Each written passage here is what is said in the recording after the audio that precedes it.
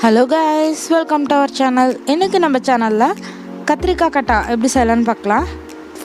இதுக்கு நான் 1/2 kg கத்திரிக்காவை வாஷ் பண்ணி க்ளீன் பண்ணி எடுத்துக்கிறேங்க. இதை 4 குறுக்க கட் பண்ணிக்கலாங்க. பாருங்கள், இந்த மாதிரி 4 பீஸாக கட் பண்ணிக்கலாம். கட் பண்ணி இதை ஒரு தண்ணியில் ஊற வச்சுருங்க. ஒரு லெமன் சைஸ் புளியை தண்ணியில் கரைச்சி வச்சுக்கோங்க. நம்ம வாஷ் பண்ணி எடுத்து வச்சுருக்க இந்த கத்திரிக்காவை நல்லா ஃபில்டர் பண்ணிவிட்டு ஆயிலில் நம்ம நல்லா பொரிச்சு எடுத்துடலாம். இது நல்லா ப்ரௌனிஷ் அந்த மாதிரி ஆகிற மாதிரி நல்லா பொரிச்சு எடுத்துக்கோங்க. வைக்கிறதுக்கு முன்னாடி ஒரு மிக்ஸி ஜார் எடுத்துக்கலாங்க. அதில் பொடி பொடியாக கட் பண்ண சின்ன வெங்காயத்தை ஆட் பண்ணிக்கலாம். அதை நான் 1-2 கிரைண்ட் பண்ணி எடுத்துகிட்டு அது கூடவே 2 தக்காளியை அடித்து எடுத்துக்கலாங்க. 2 தனித்தனியாக அடித்து எடுத்து வச்சுட்டு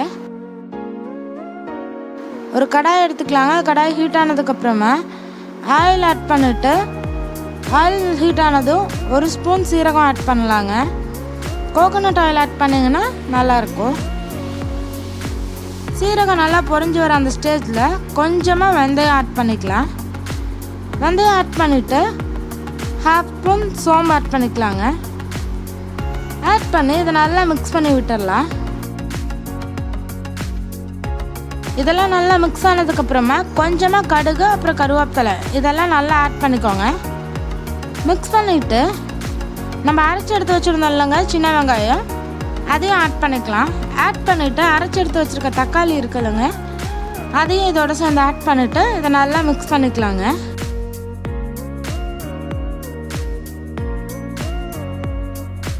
தக்காளி அது கொதித்து வந்ததையும் நம்ம கரைச்சி எடுத்து வச்சுருக்க அந்த புளி தண்ணியை ஆட் பண்ணிக்கலாம். ஆட் பண்ணி இதை நல்லா மிக்ஸ் பண்ணிடலாங்க. இது இப்போ நல்லா கொதிக்கட்டும்.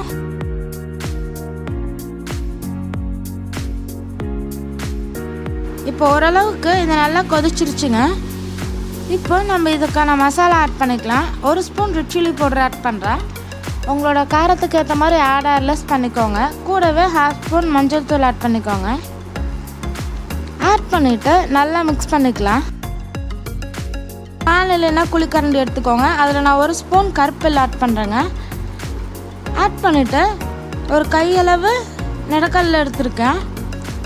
அதை நம்ம நல்லா ரோஸ்ட் பண்ணிவிட்டு தோலை புடச்சி எடுத்துகிட்டு அதுக்கப்புறமா ஆட் பண்ணிக்கலாங்க. ஆட் பண்ணிவிட்டு 10 முந்திரி ஆட் பண்ணிக்கிறேன். எக்ஸாக்டாக 10 இல்லை, கொஞ்சம் எக்ஸ்ட்ரா ஆட் பண்ணிக்கலாம். இது நல்லா பேஸ்ட் மாதிரி அரைச்சிக்கலாங்க. அரைச்சிட்டு இந்த பேஸ்ட் நல்லா ட்ரை ஆகிற மாதிரி ஆகி சுண்டிருச்சு. இந்த ஸ்டேஜில் கொஞ்சமாக சால்ட்டு அப்புறம் ஒரு பிஞ்ச் ஆஃப் சுகர் ஆட் பண்ணிவிட்டு நம்ம அரைச்சி எடுத்து வச்சுருக்க அந்த பேஸ்ட் ஆட் பண்ணிக்கலாங்க. அந்த பேஸ்ட் ஆட் பண்ணதுக்கப்புறமா அந்த ஜாரில் லைட்டாக வாட்டர் ஆட் பண்ணி அதை வாஷ் பண்ணி ஊற்றிடுங்க. ஊற்றி இதெல்லாம் நல்லா கலக்கிடலாம்.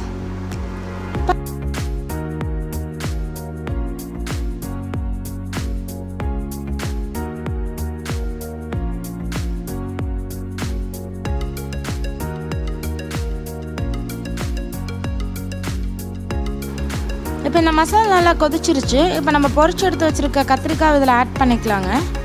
1 by 1 ஆட் பண்ணிவிட்டு இதை நல்லா மிக்ஸ் பண்ணி விட்டுடலாம். மிக்ஸ் பண்ணிவிட்டு இதை நல்லா சுண்ட விட்டுருங்க. உங்களுக்கு சுகருக்கு பதிலாக வெல்லம் வேணும்னா ஆட் பண்ணிக்கோங்க. பட் எனக்கு ஸ்வீட்னஸ் வேணான்னு சொல்லி நான் ஒரு பிஞ்ச் ஆஃப் சுகர் மட்டும் ஆட் பண்ணிக்கிட்டேன். அவ்வளோதான், நம்மளோட டேஸ்டியான கத்திரிக்காய் கட்டா ரெடி ஆயிடுச்சு. இதை நீங்கள் ட்ரை பண்ணி பார்த்துட்டு எனக்கு கீழே கமெண்ட்டில் சொல்லுங்கள். தேங்க்ஸ் ஃபார் வாட்சிங். நம்ம சேனல் லைக் பண்ணுங்கள், ஷேர் பண்ணுங்கள். இது வரைக்கும் சப்ஸ்கிரைப் பண்ணாதவங்க எல்லோரும் சப்ஸ்கிரைப் பண்ணுங்கள்.